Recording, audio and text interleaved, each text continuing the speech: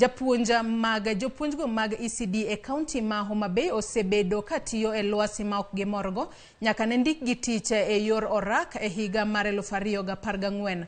Gavana mar kaunti no Cyprian Awiti mane otelo e nyasi mar chiwo obokego okoni ne gideko mar miyo gi barupe kaluwore gi ywaruok moko mane nitiere e kind duol mandiko jopuonje tich TSC kod riwruoge jopuonj.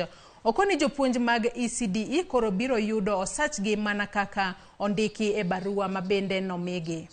So many the bodies that were to be consulted and to be discussed, to discuss this issue. That's why it took too long. But I thank God, wherever we went for a meeting at the Council of Governors, I was very clear in my meetings that I was asking, when are we confirming the ECD teachers? Because at the end of the day, in America and in India, the most important teacher is the ECD teacher. Because these are the people that try to mold a child from nowhere. And you know, to mold a child and nurture it is not easy. A child who cannot write, cannot sometimes speak, cannot speak English, cannot speak Kijaluo, we have to nurture and mold. Indeed, you are so important, believe you me.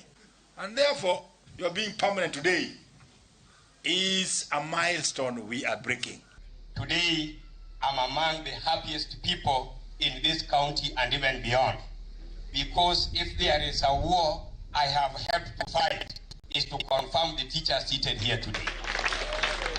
Your Excellency the Governor, kata king'iyo twech magichamo kawuono, kata kineno kaka gineno, nyisi ni there is life which has been pumped into them. And because you are seated here, gimaging'eyo, and when you see a rat laughing at a cat, its hole is nearby.